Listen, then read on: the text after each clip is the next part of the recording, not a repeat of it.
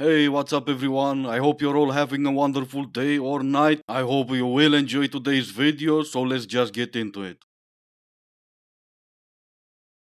Mark my words, 10 years from now, there will be a scientific study that is published letting us all know that situationships give us brain damage. They absolutely give us brain damage. I think the scariest thing to me about modern dating is how unavoidable the situationship is. Like I'm a pretty healthy person at this point in my life when it comes to like relating and dating and all of that stuff, and I still have like fallen into the situation trap not once but twice. And once you're in it, it's like you're in it. You're in it. And then you got to get out. And then once you're out, then you just are never over it. You're never over it. I think there's an absolute psychological reason why situationships are so hard to get over. I know for myself, if I'm dating somebody and then we have a title, right? So we progress from dating to having a title for each other. And then from there we break up. Like I can get over that scenario. Like my brain can categorize it and make sense. But when you have all of these deep, intense like feelings for someone, you have like a really like intense connection with, but that is never like labeled or categorized, and then it ends. Like I just feel like your brain doesn't know what to do with that information. I regularly have nightmares about the two people that I was in situationships with. Oh, you poor little thing. I'm sorry, but I haven't heard a word between you're a healthy person until the end because I was laughing that hard. Yeah, no, you look pretty healthy. If the whole world told me not to be cool with you and I went past that and I was cool with you anyway and I stuck by your side and I always like was nice to you and nicer than everybody else, and then you betray me, I'm sorry. I did all that sticking up for you and you betray me? Yeah. You're gonna feel it. That's all I'm gonna say. No, I used to feel it and now I don't care. Let's try to be honest for a second. The more you're trying to convince anyone that you are, oh, so great, the more people will understand that you're not. And it's pretty obvious you're not. You're not even talking with someone or to someone. You're just saying stuff for everyone on TikTok. So up until this point, you've done none of those things. Except maybe the feeling part. Hey, I just want you to know I really like you. That's amazing, because I really like you too. Yeah, like seriously, I wake up thinking about you every single day and I just can't get you out of my head. Really. I've just never felt this way about anyone before, and like I just see us together in the future. I see us settling down. I see us getting married. I see us having babies. We've only been on 3 dates. But when you know, you know. Maybe you're ready to take this to the next step. Oh, hey! What do you mean next step? I was just thinking, because you feel all these things about me, that maybe you'd wanna wife you? Where did you get that impression from? Making me feel a bit like trapped. On my days, I'm so sorry. I didn't mean to. I'll give you space. Why you give me space? The phone works both ways. I want princess treatment too. I'm sorry, you're right. Do you want to go out next week? Whoa, you literally want all of my time. I didn't consider that. I'm sorry. It's fine. I want you to know I still really like you. Well, I still really like you too. But I'm gonna continue to like every single girl's Instagram picture, FaceTime different girl every single night, go on several dates, and then probably get into a relationship with somebody else. But I really like you, baby. What? I think one of them two were supposed to be a man, but since you haven't started with boys math, those were just 2 out of all your 17 other personalities. One of the single best ways to find out if a man is actually a good person is to see how he treats women that he finds unattractive. There is no one kinder in this world than a man that finds you beautiful and wants to sleep with you. I know this is going to ruffle some feathers, but men who don't find you attractive often don't see you as a person.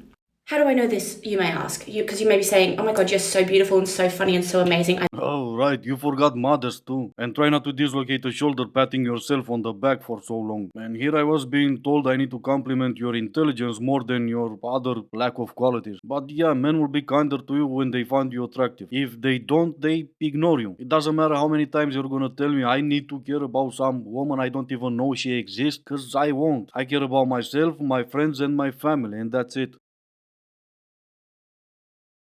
No, because the way the bar is literally in hell for men, like they just have to be a nice person, and girls are absolutely feral. And by girls, I mean me. Today at the gym, my gym crush, we were doing this thing where we like all line up and we're doing Russian twists with a heavy plate, and you go like twist, twist, pass down to the next person. And this girl next to me was like having a really hard time, and my gym crush like leaned over to her and like helped her and was like encouraging her and was like, "You got it, girl," like, and like holding her up sort of like while she could do it. And like the way if this man touched me, I would just like freak out. And I was like so attracted to it, like just the fact that he was like helping her out, and I'm like, oh my god, that's called just being a good person. Like, God forbid. Am I okay? No, gym crush like you're 16, bars in hell because you can't find a date, feral because you meow or purr, and I could go on, but the answer is no.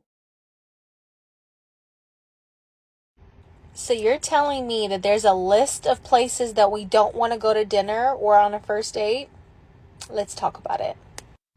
Cheesecake Factory. If I can't make a decision on where I want to eat, you think I'm going to make a decision on what I want to order at Cheesecake Factory? There's like 1,000 things on that menu. No, we're not going to Cheesecake Factory on our first date. First of all, I've had really bad experiences there, and the food is not even that good, and it's kind of expensive. So no, we're not going there. Applebee's? Hell no, you're not taking me to goddamn Applebee's. I am worth more than the Applebee's, okay?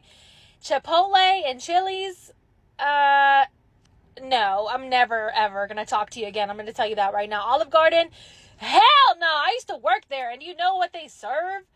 They like buy that frozen and then they put it on your plate. Yeah, unlike McDonald's who keep 10 cows behind the place at all time, so whenever you're going in and you order your 8 double cheeseburgers and a Diet Coke, obviously, because you care about your weight, they'll just go in the back and politely ask the cows if they can take a few parts of their body so you can get your food poisoning. Oh, and yeah, by the way, no one asked you on a date. I just find it funny, it's always the ones that are not even asked on a coffee date that are complaining about some restaurants they're not even gonna go to.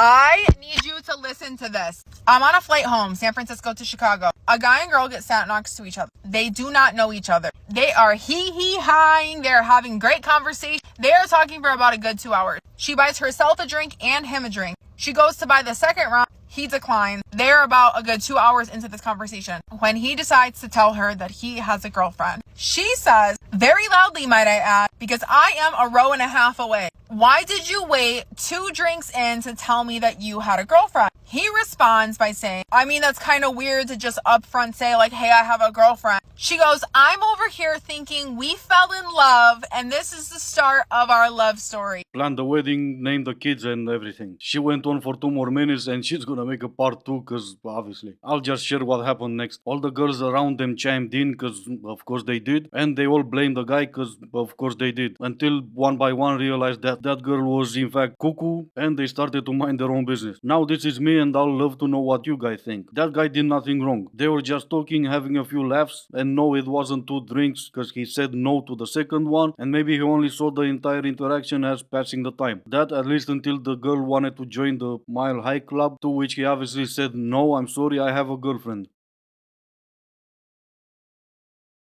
The taxi cab theory is basically the idea that men see dating like taxi cabs, in that if a taxi has its light off, it's not looking to pick up any riders, and it doesn't matter how hard you try to flag it down, you're not going to get picked up. But when they decide they're ready to pick up a rider, they turn their light on and they pick up the first person that they see. Doesn't matter how long they've been waiting there, the first person that they see. So basically, with men, if they're not looking for a relationship, it doesn't matter how hard you try to tie them down, you're not going to win. But when they decide that they're ready for a relationship, pretty much that first girl is the one that they settle down with. So my suggestion is put your damn arm down and stop trying to hail a cab that has its light off. And honestly, I should probably take my own advice. Nah, why start now? What's the point since everything you've done so far didn't work? What you should do instead is stop acting like you're this big expert on men. You have no idea how men think, and you're also just repeating the same points others tried to make before you. Same exact points with a different analogy, taxi cabs. And no, just because a man is ready to settle down, he's not gonna settle down with the first girl he sees. Just because at some point in his life he wants a relationship, it doesn't mean he's gonna jump into a relationship with the first girl he sees. Stop taking your information from TikTok, or do and stay single. Best advice? Catch me while I care, baby, because once I don't, whoo, I don't. Dating advice from an Aries. Was it any advice in there? Because I kind of missed it. It's probably because I'm also an Aries. Why is that important? I have no idea, but some ladies told me that it should matter. And lately I started to think that in fact I was right all along and it doesn't. You're not convinced? Imagine me as an Aries giving dating advice. I don't understand if petrol and diesel is only £1.82 to £1.87 a litre and you've only got a 2 litre car, why it costs you so much to fill it up. Because if it's only £1.87 a litre of diesel and you've only got a 2 litre diesel car, it should cost you just under £4 to fill your car. There you go. There's a question for you. But I don't understand why. And what I don't understand is how are you allowed to drive? Anyway, this is gonna be the end of the video. As always, I do hope you enjoyed it. If you didn't, I still appreciate you for making it this far. Thank you all so much for watching. Stay safe and I will see you in the next one.